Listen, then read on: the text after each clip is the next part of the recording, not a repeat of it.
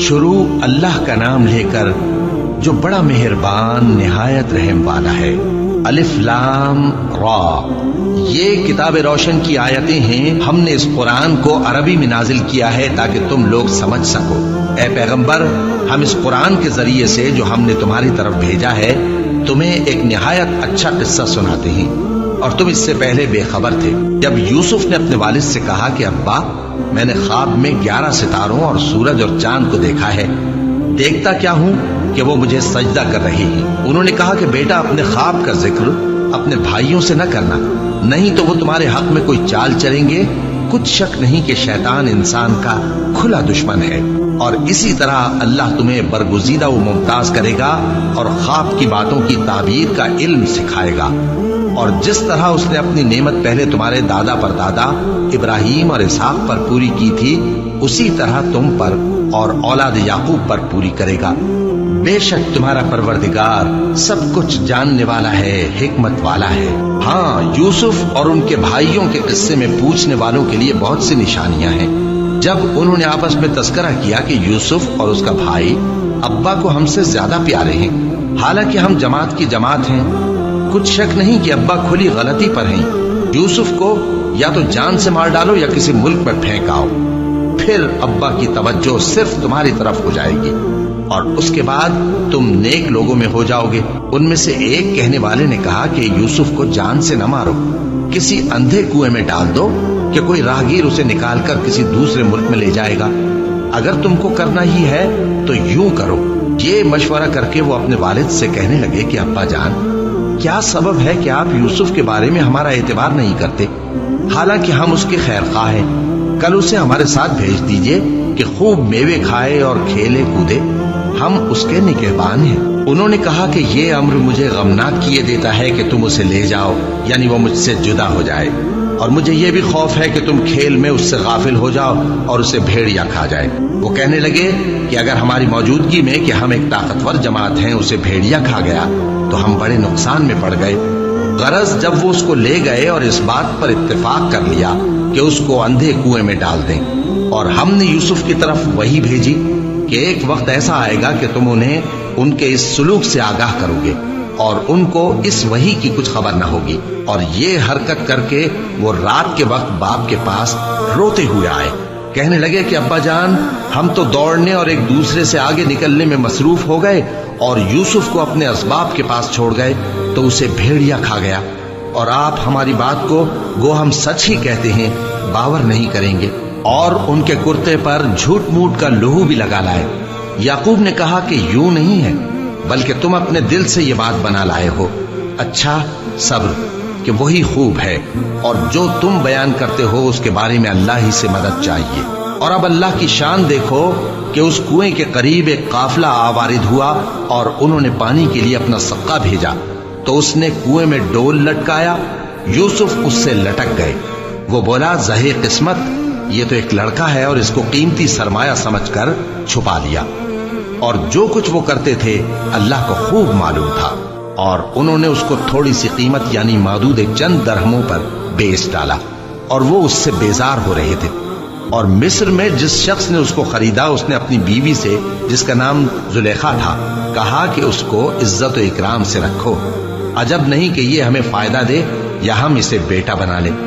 اس طرح ہم نے یوسف کو سرزمین مصر میں جگہ دی، اور غرض یہ تھی کہ ہم ان کو خواب کی باتوں کی تعبیر سکھائیں، اور اللہ اپنے کام پر غالب ہے لیکن اکثر لوگ نہیں جانتے۔ اور جب وہ اپنی جوانی کو پہنچے تو ہم نے ان کو دانائی اور علم عطا کیا، اور نیکوکاروں کو ہم اسی طرح بدلہ دیا کرتے ہیں۔ اور جس عورت کے گھر میں وہ رہتے تھے اس نے ان کو اپنی طرف مائل کرنا چاہا، اور دروازے بند کر کے کہنے لگی، یوسف جلدی آؤ۔ انہوں نے کہا کہ اللہ پناہ میں رکھے، وہ یعنی تمہارے میاں تو میرے آقا ہیں، انہوں نے مجھے اچھی طرح سے رکھا ہے، میں ایسا ظلم نہیں کر سکتا، بے شک ظالم لوگ فلاح نہیں پائیں گے۔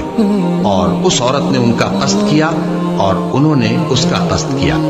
اگر وہ اپنے پروردگار کی نشانی نہ دیکھتے تو جو ہوتا سو ہوتا۔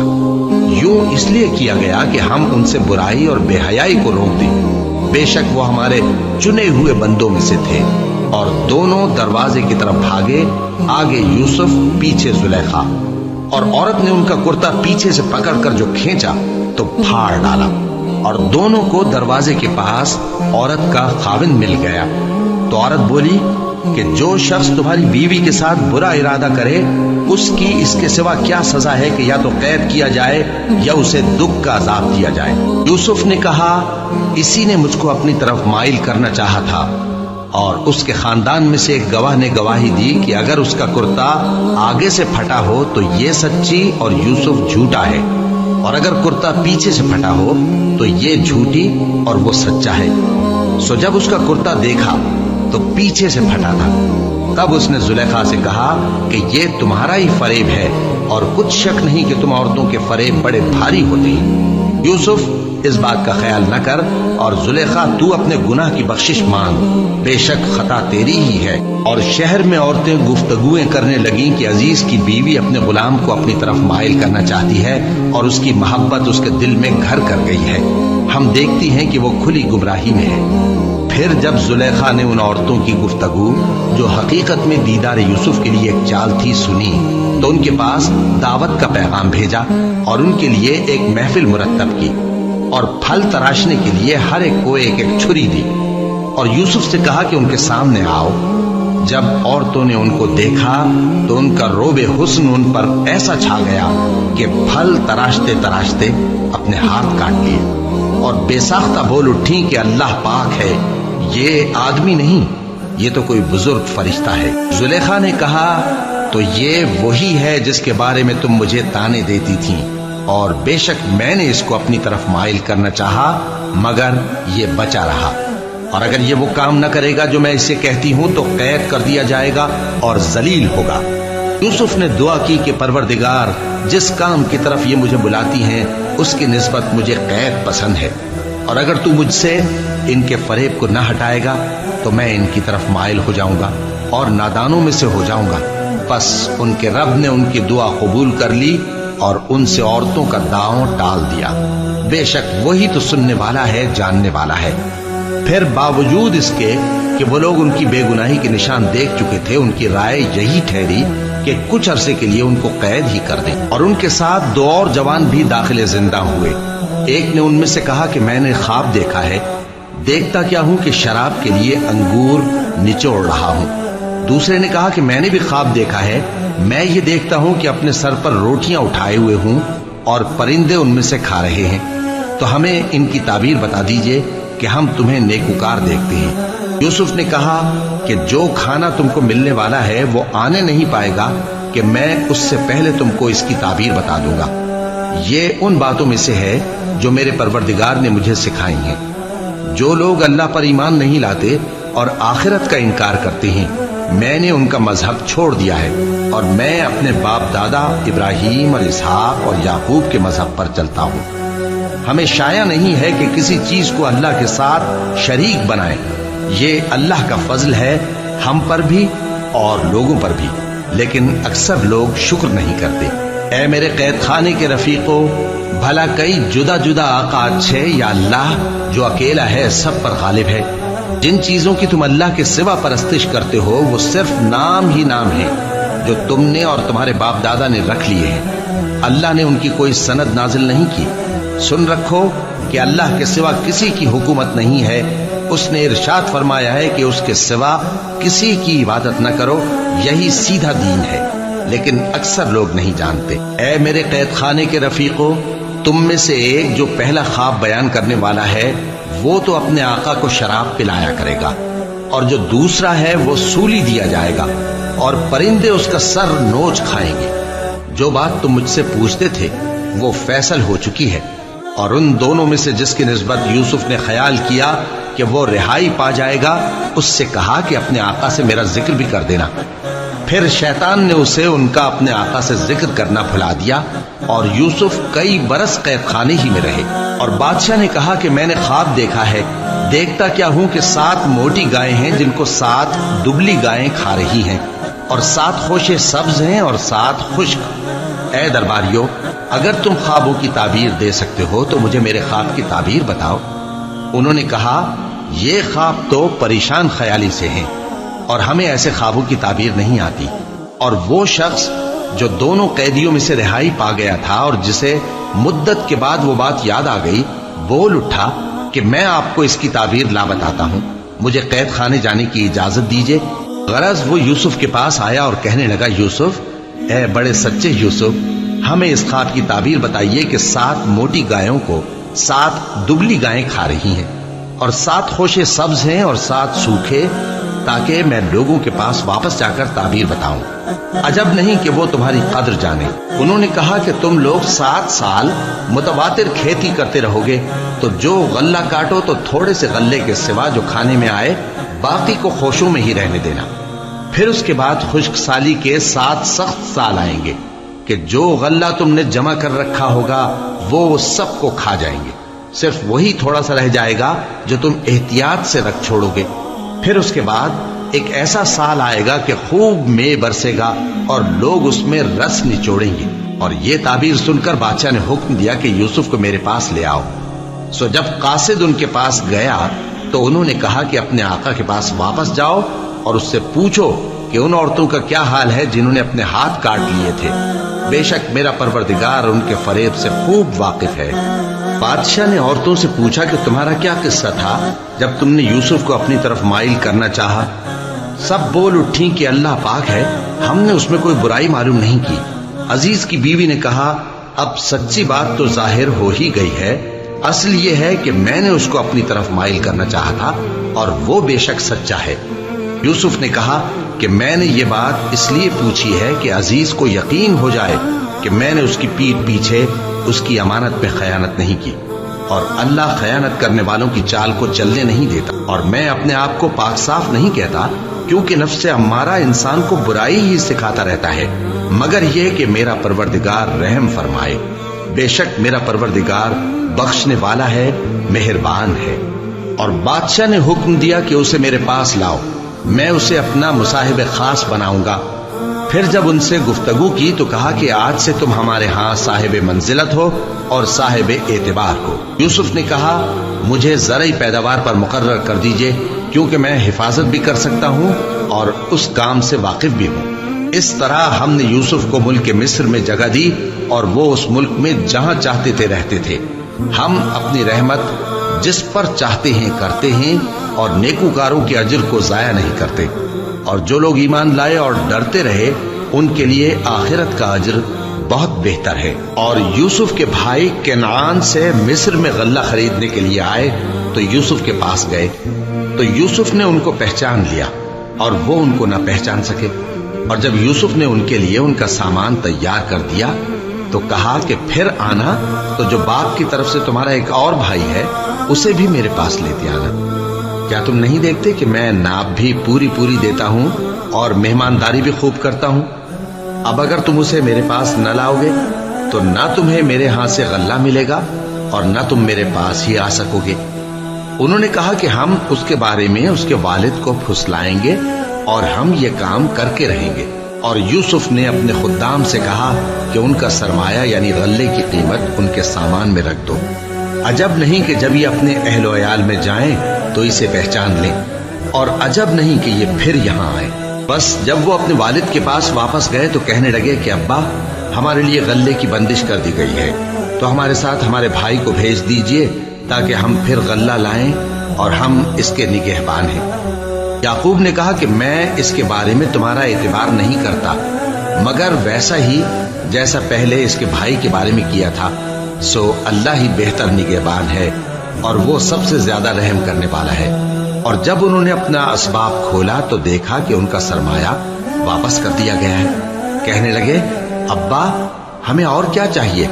دیکھیے یہ ہماری پونجی بھی ہمیں واپس کر دی گئی ہے، اور ہم اپنے اہل و عیال کے لیے پھر غلہ لائیں گے اور اپنے بھائی کی نگہبانی کریں گے، اور ایک بار شتر زیادہ لائیں گے کہ یہ غلہ جو ہم لائے ہیں تھوڑا ہے۔ یعقوب نے کہا کہ جب تک تم اللہ کا عہد نہ دو کہ اس کو میرے پاس صحیح و سالم لے آؤ گے، میں اسے ہرگز تمہارے ساتھ نہیں بھیجنے کا، مگر یہ کہ تم گھیر لیے جاؤ یعنی بے بس ہو جاؤ تو مجبوری ہے۔ پس جب انہوں نے والد کو اپنا قول دیا تو یعقوب نے کہا کہ جو قول و قرار ہم کر رہے ہیں اس کا اللہ ضامن ہے، اور فرمایا کہ اے میرے بیٹو، ایک ہی دروازے سے داخل نہ ہونا بلکہ جدا جدا دروازوں سے داخل ہونا، اور میں اللہ کی تقدیر کو تو تم سے روک نہیں سکتا. بے شک حکم اللہ ہی کا ہے، میں اسی پر بھروسہ رکھتا ہوں اور اہل توکل کو اسی پر بھروسہ رکھنا چاہیے. اور جب وہ ان مقامات سے داخل ہوئے جہاں جہاں سے داخل ہونے کے لیے ان کے والد نے ان سے کہا تھا، تو وہ تدبیر اللہ کے حکم کو ذرا بھی ٹال نہیں سکتی تھی.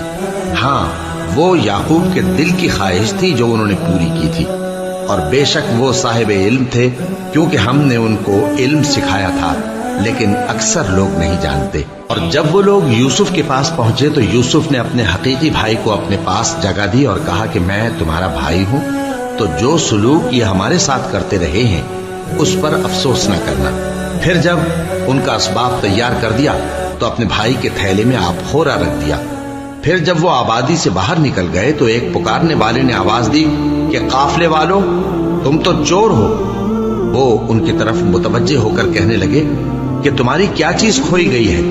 وہ بولے کہ بادشاہ کا کٹورا کھویا گیا ہے، اور جو شخص اس کو لے کے آئے اس کے لیے ایک بار شتر انعام، اور میں اس کا ضامن ہوں. وہ کہنے لگے کہ اللہ کی قسم، تم کو معلوم ہے کہ ہم اس ملک میں اس لیے نہیں آئے کہ خرابی کریں اور نہ ہم چوری کیا کرتے ہیں. وہ بولے کہ اگر تم جھوٹے نکلے یعنی چوری ثابت ہوئی تو اس کی سزا کیا؟ انہوں نے کہا کہ اس کی سزا یہ کہ جس کے تھیلے میں وہ دستیاب ہو وہی اس کا بدل قرار دیا جائے. ہم ظالموں کو یہی سزا دیا کرتی ہیں. پھر یوسف نے اپنے بھائی کے تھیلے سے پہلے ان کے تھیلوں کو دیکھنا شروع کیا، پھر اپنے بھائی کے تھیلے میں سے اس کو نکال لیا.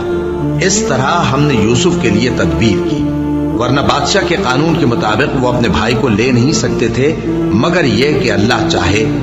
ہم جس کے چاہتے ہیں درجے بلند کرتے ہیں، اور ہر علم والے سے بڑھ کر ایک بڑا علم والا ہے. برادران یوسف نے کہا کہ اگر اس نے چوری کی ہو تو کچھ عجب نہیں کہ اس کے ایک بھائی نے بھی پہلے چوری کی تھی، مگر یوسف نے اس بات کو اپنے دل میں مخفی رکھا اور ان پر ظاہر نہ ہونے دیا. یعنی زیر لب کہا کہ تم بڑے برے ہو اور جو تم بیان کرتے ہو اللہ اسے خوب جانتا ہے. وہ کہنے لگے کہ اے عزیز، اس کے والد بہت بوڑھے ہیں اور اس سے بہت محبت رکھتے ہیں، تو اس کو چھوڑ دیجئے اور اس کی جگہ ہم میں سے کسی کو رکھ لیجئے. ہم دیکھتے ہیں کہ آپ احسان کرنے والے ہیں. یوسف نے کہا کہ اللہ پناہ میں رکھے کہ جس شخص کے پاس ہم نے اپنی چیز پائی ہے اس کے سوا کسی اور کو پکڑ لے. ایسا کریں تو ہم بڑے بے انصاف ہیں. آخر جب وہ اس سے نا امید ہو گئے تو الگ ہو کر صلاح کرنے لگے. سب سے بڑے نے کہا، کیا تم نہیں جانتے کہ تمہارے والد نے تم سے اللہ کا عہد لیا ہے اور اس سے پہلے بھی تم یوسف کے بارے میں قصور کر چکے ہو؟ تو جب تک والد صاحب مجھے اجازت نہ دیں میں تو اس جگہ سے ہلنے کا نہیں. یا اللہ میرے لیے کوئی فیصلہ کرے، اور وہ سب سے بہتر فیصلہ کرنے والا ہے. تم سب والد صاحب کے پاس واپس جاؤ اور کہو کہ ابا، آپ کے صاحبزادے نے وہاں جا کر چوری کی، اور ہم نے تو اپنی دانست کے مطابق آپ سے اس کے لے آنے کا عہد کیا تھا، مگر ہم غیب کی باتوں کے جاننے اور یاد رکھنے والے تو نہیں تھے. اور جس بستی میں ہم ٹھہرے تھے وہاں سے یعنی اہل مصر سے اور جس قافلے میں آئے ہیں اس سے دریافت کر لیجئے، اور ہم اس بیان میں بالکل سچے ہیں. جب انہوں نے یہ بات یعقوب سے آ کر کہی تو انہوں نے کہا کہ حقیقت یوں نہیں ہے، بلکہ یہ بات تم نے اپنے دل سے بنا لی ہے، تو صبر ہی بہتر ہے. عجب نہیں کہ اللہ ان سب کو میرے پاس لے آئے. بے شک وہ علم والا ہے، حکمت والا ہے. اور ان کے پاس سے چلے گئے اور کہنے لگے کہ ہائے افسوس یوسف پر، ہائے افسوس. اور رنج و الم میں ان کی آنکھیں سفید ہو گئیں اور ان کا دل غم سے بھر رہا تھا. بیٹے کہنے لگے کہ واللہ آپ تو یوسف کو اسی طرح یاد ہی کرتے رہیں گے یہاں تک کہ آپ گھل جائیں گے یا جان ہی دے دیں گے. انہوں نے کہا کہ میں تو اپنے غم و اندوہ کا اظہار اللہ سے کرتا ہوں اور اللہ کی طرف سے وہ باتیں جانتا ہوں جو تم نہیں جانتے.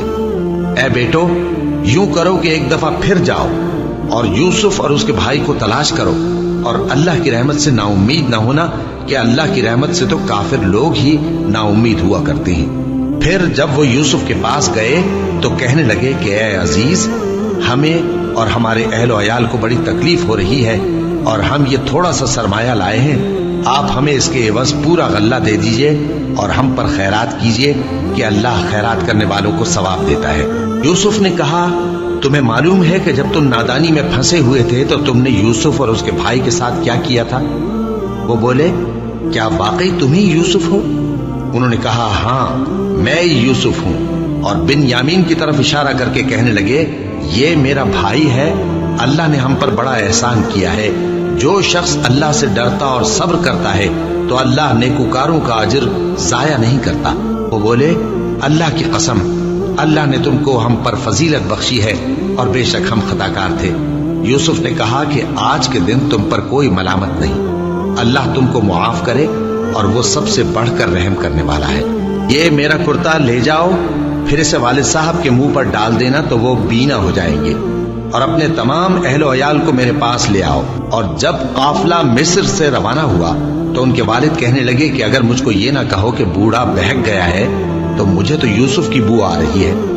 وہ بولے کہ واللہ آپ اسی قدیم غلطی میں مبتلا ہیں۔ مگر جب خوشخبری دینے والا آ پہنچا تو اس نے کرتا ان کے منہ پر ڈال دیا، سو وہ بینا ہو گئے اور بیٹوں سے کہنے لگے کیا میں نے تم سے نہیں کہا تھا کہ میں اللہ کی طرف سے وہ باتیں جانتا ہوں جو تم نہیں جانتے؟ بیٹوں نے کہا کہ ابا ہمارے لیے ہمارے گناہ کی مغفرت مانگیے، بے شک ہم خطا کار تھے۔ فرمایا میں اپنے پروردگار سے تمہارے لیے بخشش مانگوں گا، بے شک وہ بخشنے والا ہے، مہربان ہے۔ پھر جب یہ سب لوگ یوسف کے پاس پہنچے تو انہوں نے اپنے والدین کو اپنے پاس جگہ دی اور کہا مصر میں داخل ہو جائیے، اللہ نے چاہا تو امن و امان سے رہیے گا۔ اور اپنے والدین کو تخت پر بٹھایا اور سب ان کے آگے سجدے میں گر پڑے۔ اور اس وقت یوسف نے کہا ابا جان یہ میرے اس خواب کی تعبیر ہے جو میں نے پہلے بچپن میں دیکھا تھا، میرے پروردگار نے اسے سچ کر دیا اور اس نے مجھ پر بہت سے احسان کیے ہیں کہ مجھ کو قید خانے سے نکالا، اور اس کے بعد کہ شیطان نے مجھ میں اور میرے بھائیوں میں فساد ڈال دیا تھا آپ کو گاؤں سے یہاں لایا۔ بے شک میرا پروردگار جو چاہتا ہے تدبیر سے کرتا ہے، وہ علم والا ہے، حکمت والا ہے۔ جب یہ سب باتیں ہو لیں تو یوسف نے اللہ سے دعا کی کہ اے میرے پروردگار تو نے مجھ کو حکومت سے نوازا اور خوابوں کی تعبیر کا علم بخشا۔ اے آسمانوں اور زمین کے پیدا کرنے والے، تو ہی دنیا اور آخرت میں میرا کارساز ہے، تو مجھے دنیا سے اپنی اطاعت کی حالت میں اٹھائیو اور آخرت میں اپنے نیک بندوں میں داخل کیجو۔ اے پیغمبر یہ اخبار غیب میں سے ہیں جو ہم تمہاری طرف بھیجتے ہیں۔ اور جب برادران یوسف نے اپنی بات پر اتفاق کیا تھا اور وہ فریب کر رہے تھے تو تم ان کے پاس تو نہ تھے، اور بہت سے آدمی وہ تم کتنی خواہش کرو ایمان لانے والے نہیں ہیں، اور تم ان سے اس خیر خواہی کا کچھ صلہ بھی تو نہیں مانگتے۔ یہ قرآن اور کچھ نہیں تمام جہانوں کے لیے نصیحت ہے، اور آسمان و زمین میں بہت سی نشانیاں ہیں جن پر سے یہ گزرتے ہیں اور ان کو نظر انداز کر دیتے ہیں، اور یہ اکثر اللہ پر ایمان نہیں رکھتے مگر اس کے ساتھ شرک بھی کرتے ہیں۔ تو کیا یہ اس بات سے بے خوف ہیں کہ ان پر اللہ کا عذاب نازل ہو کر ان کو ڈھانپ لے یا ان پر ناگہاں قیامت آ جائے اور انہیں خبر بھی نہ ہو؟ کہہ دو میرا راستہ تو یہ ہے، میں اللہ کی طرف بلاتا ہوں سمجھ بوجھ کر، میں بھی لوگوں کو اللہ کی طرف بلاتا ہوں اور میرے پیرو بھی، اور اللہ پاک ہے اور میں شرک کرنے والوں میں سے نہیں۔ اور ہم نے تم سے پہلے بستیوں کے رہنے والوں میں سے مرد ہی بھیجے تھے جن کی طرف ہم وہی بھیجتے تھے۔ کیا ان لوگوں نے ملک میں سیر و سیاحت نہیں کی کہ دیکھ لیتے کہ جو لوگ ان سے پہلے تھے ان کا انجام کیا ہوا؟ اور متقیوں کے لیے آخرت کا گھر بہت اچھا ہے، کیا تم سمجھتے نہیں؟ یہاں تک کہ جب پیغمبر نا امید ہو گئے اور انہوں نے خیال کیا کہ اپنی نصرت کے بارے میں جو بات انہوں نے کہی تھی اس میں وہ سچے نہ نکلے تو ان کے پاس ہماری مدد آ پہنچی، پھر جسے ہم نے چاہا بچا دیا، اور ہمارا عذاب اتر کر گناہگار لوگوں سے پھیرا نہیں کرتا۔ ان کے قصے میں عقل مندوں کے لیے عبرت ہے۔ یہ قرآن ایسی بات نہیں ہے جو اپنے دل سے بنائی گئی ہو، بلکہ جو کتابیں اس سے پہلے نازل ہوئی ہیں ان کی تصدیق کرنے والا ہے اور ہر چیز کی تفصیل کرنے والا، اور مومنوں کے لیے ہدایت اور رحمت ہے۔